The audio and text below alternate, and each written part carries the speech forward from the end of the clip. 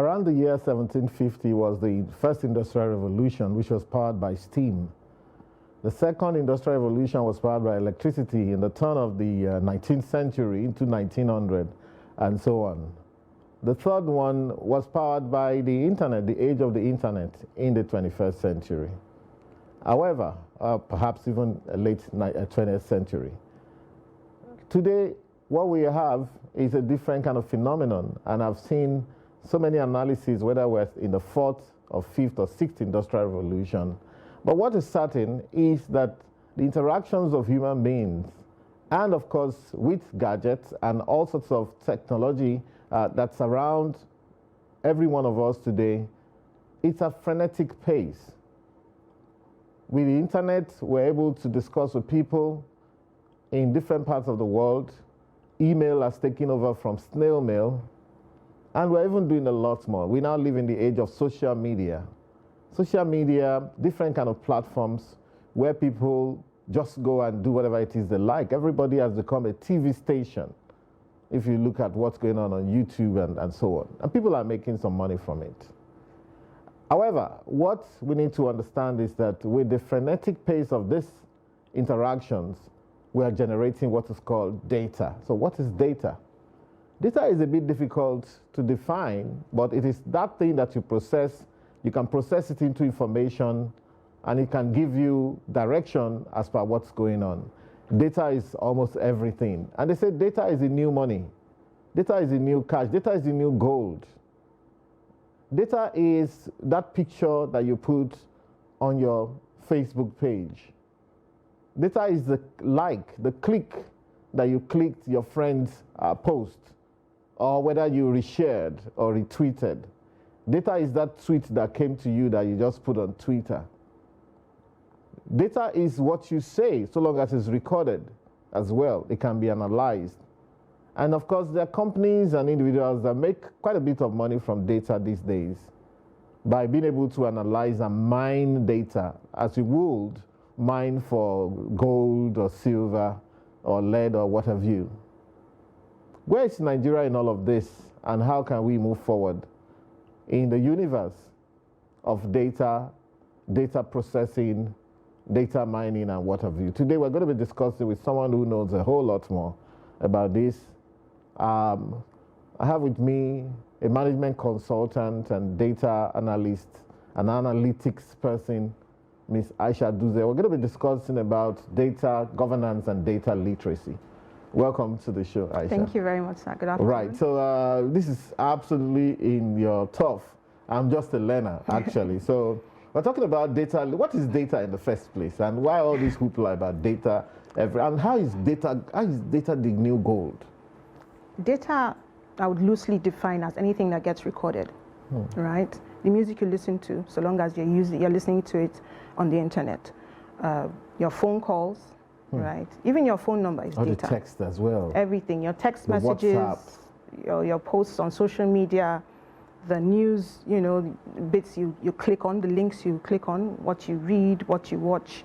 So long as it gets recorded, especially in this technological age, on the internet, it is data.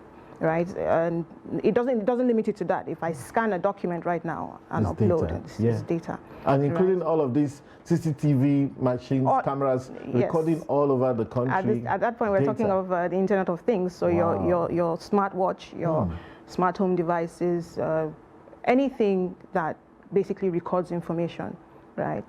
Any information rather that gets recorded is data.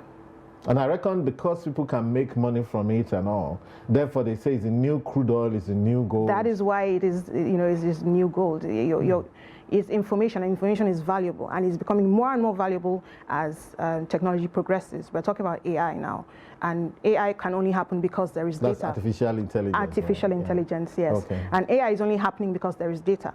Right, whatever conversations you're having around AI right now has to do with the kind of data that's being fed into those systems, the ethics and what have you. Everything regarding that has to do, the root of it is from the data. So data is gold. How well are we faring in this part of the world? in this regard? And for example, in getting our own bit of gold, are we just supplying the gold to the rest of the world again? Are we supplying the raw gold, or are we waiting to be mined, or what exactly is going on? I don't think that we're waiting to be mined. Africa, Nigeria in particular, let me speak for Nigeria because I know that we have a growing population of data literate young people, right? So you have, anywhere you go, any social media platform, literally any learning platform, you see people wanting to be analysts, data scientists, and that is across Africa really. You have a growing community of people who are interested in data and learning the skills required. So yes, we are participating in the process, but not as much as I think we should. There is a huge disconnect. People are learning, but how is this learning being applied? Because there are so many aspects to data, as a whole. So yes, everybody, you can't all straitjacket yourselves into certain skills. There are so many other skills as regards data that can be learned. We're not being left behind, but I think we could participate more, as a country and as a continent. And so maybe that takes us to the subject of data literacy. What's data literacy? Are you saying that it's possible for someone to be data illiterate as well? And how do we promote this data literacy I like in that our society? Question. Is it possible for someone to be data illiterate?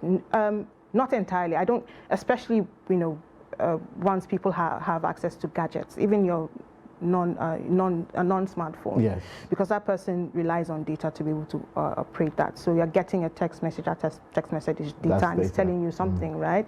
So data literacy, one of the definitions that I like to lean into, it was from the Journal of Community Informatics, and what they said was that data is the ability, right, to ask and answer questions from small and large data sets using creative skills and an ability to extend knowledge of specialized skills.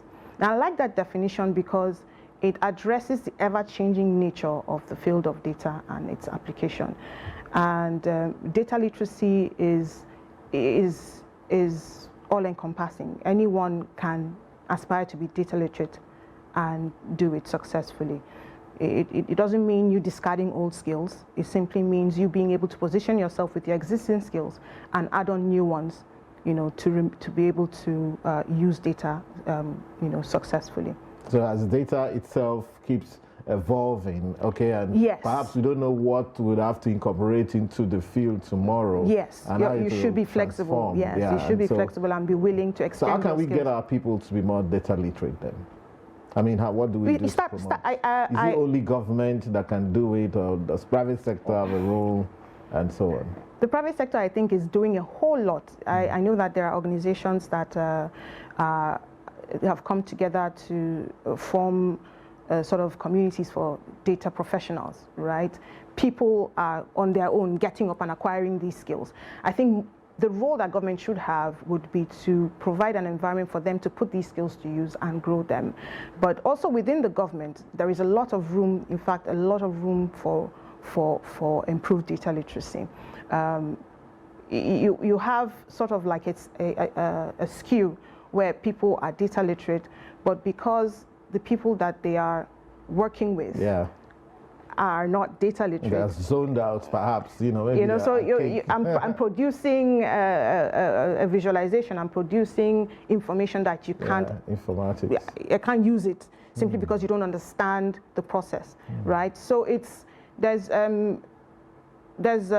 opportunities for everyone, literally, to gain data literacy, and I think that we should be able to grasp at those opportunities, both in the public and private sector.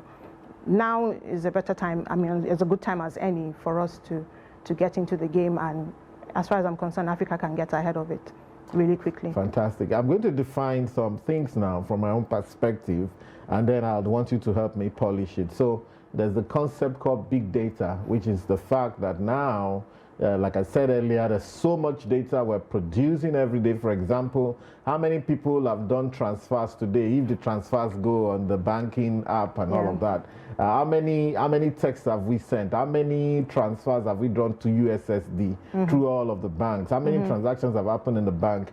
How many people have flown in Nigerian airports today? Big data, you know, and so on and so forth. So that's the big data, the fact that, look, and again, the challenge with big data is the storage is one of the challenges, you know. Absolutely. As we're getting all of this, we just keep junking them, and do we know whether we're going to need them again, you know? Then, of course, you mentioned earlier artificial intelligence, which is the fact that human beings have been able to train machines to think like humans and be as intelligent. And there's what I call machine learning, which is that now, aside from what you impute in the computer, you have now imputed the ability for the machine to learn on its own and be able to do even more than that. And people are a bit afraid whether these guys are going to take over the world eventually, you know. And of course, lastly, you mentioned the Internet of Things, which is the fact that machines, gadgets can communicate. So for people who have the smart homes,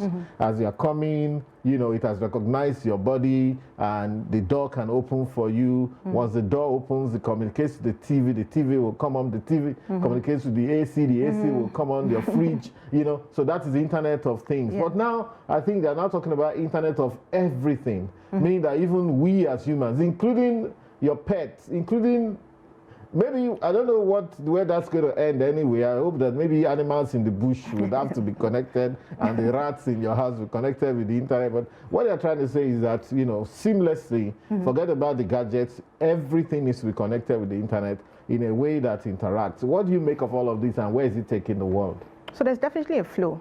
You have the Internet of Things, which is information being processed by what we use every day.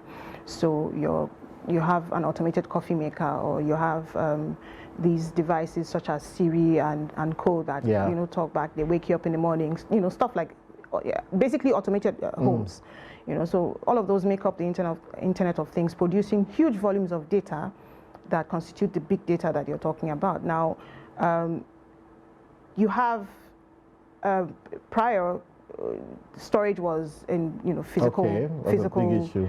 It's always been an issue. I know that most recently there is work going on having storage on the cloud, not just on the cloud now, but Web 3.0, if I'm not mistaken. So you're able to store really huge volumes of data to be accessible, you know, based on guidelines. I want you to hold your thoughts for a second. We'll go for a quick break and pay some bills, and then we'll be right back. All right.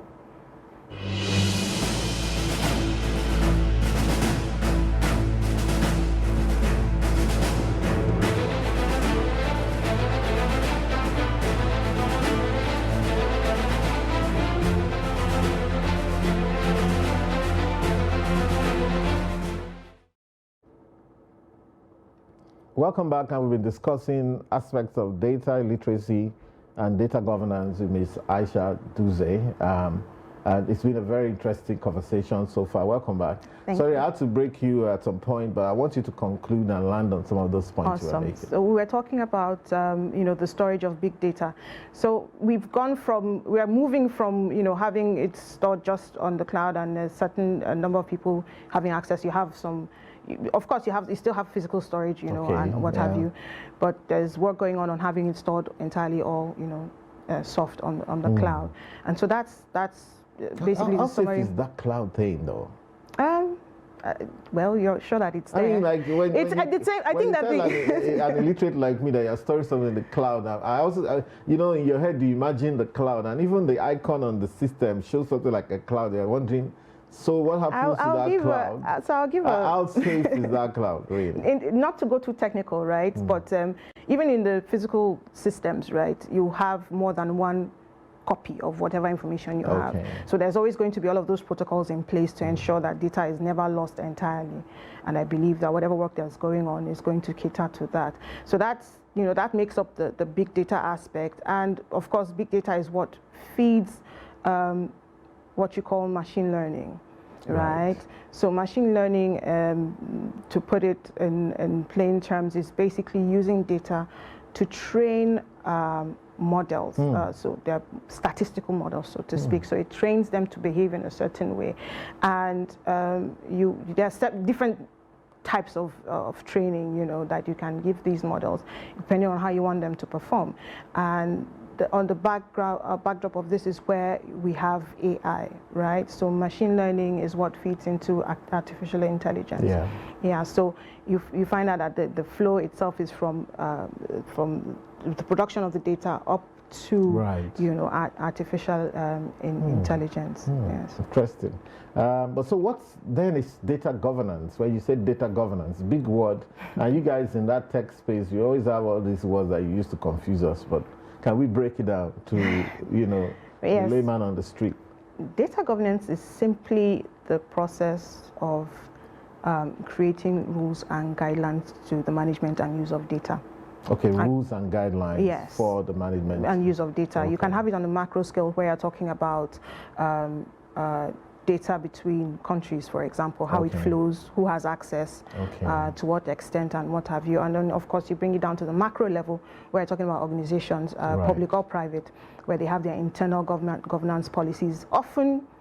They are often in line with, you know, the macro guidelines, simply because the rules will apply, you know, all the way through. So, for example, I think that will guide, you know, whether you could use, like, you know, they were on Mrs. Clinton's case the other time.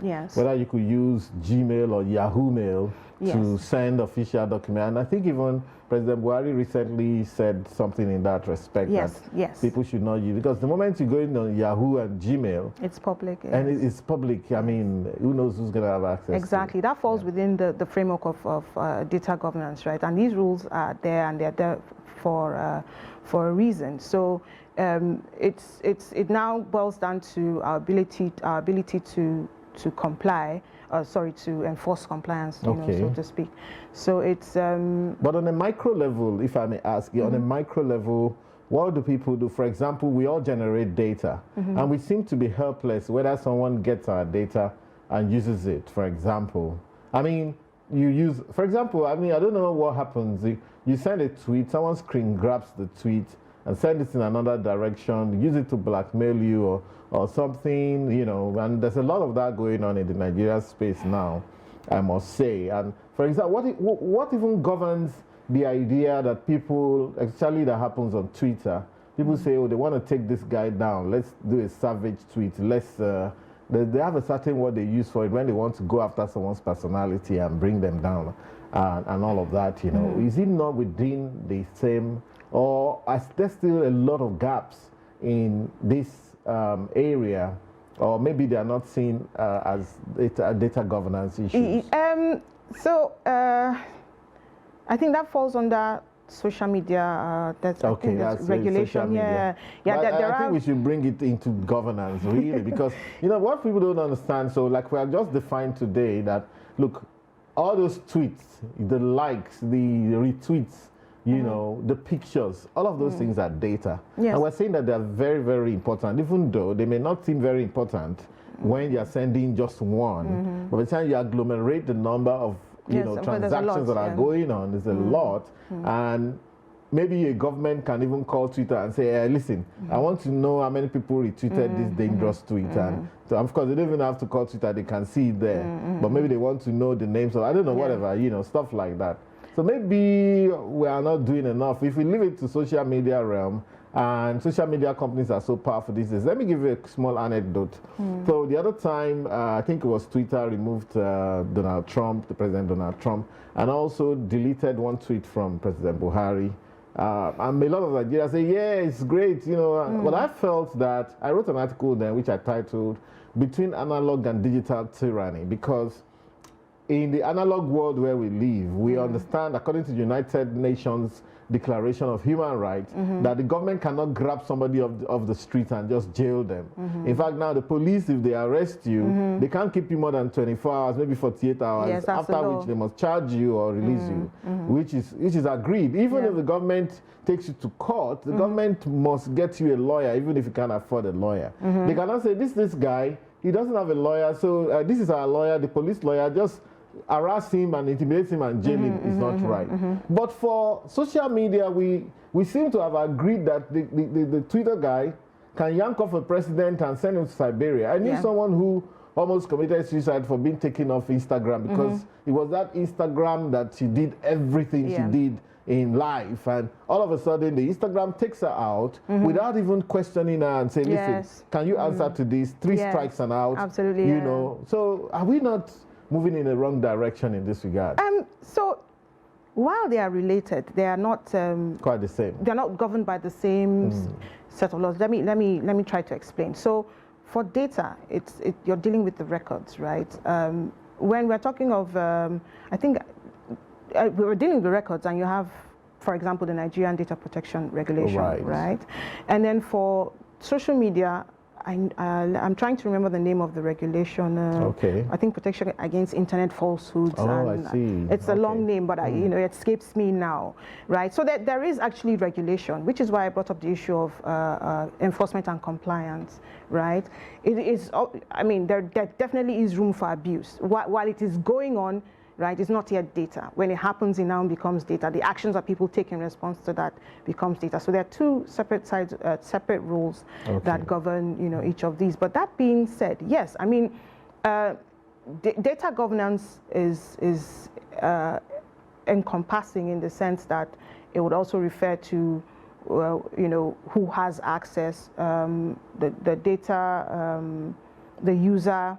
The authorizer, you know, and stuff like that. They have each of these roles all specified out, even with the Nigerian Data Protection Regulation. In the implementation framework addresses in detail, you know, everybody's role and, you know, what happens when you do not comply, the fines that are placed on organizations and people who do not comply.